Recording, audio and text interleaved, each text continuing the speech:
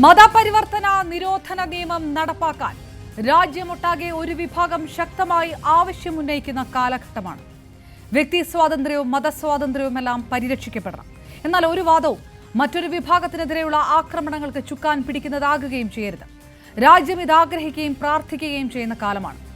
ആ കാലഘട്ടത്തിൽ സ്വാധീനപ്പുറത്തും കാര്യസാധ്യത്തിനും ജോലി കിട്ടാനുമെല്ലാം മതപരിവർത്തനം വഴിവെക്കുന്നത് ശുഭകരമായ പ്രതികരണങ്ങളിലേക്ക് ഈ നാടിനെ നയിക്കില്ല. മതവും ജാതിയും മാറ്റിയാൽ സംവരണാനുകൂല്യവും ജോലിയും കിട്ടുമെന്നായാൽ അതിന് വിശ്വാസത്തിന്റെ അപ്പോസ്തലന്മാർ തന്നെ ഒത്താശയും ചെയ്തു കൊടുത്താൽ അപ്പുറത്തുയരാൻ പോകുന്ന പ്രതിഷേധ കൊടുങ്കാറ്റിനെ പ്രതിരോധിക്കാൻ ഒരു ജനാധിപത്യവാദത്തിന് പോലും കഴിയണമെന്നില്ല. കേരളത്തിൽ ഒളിഞ്ഞും തെളിഞ്ഞും ജാതി മാറ്റം നടക്കുകയാണ്, മതം മാറ്റം നടക്കുകയാണ്.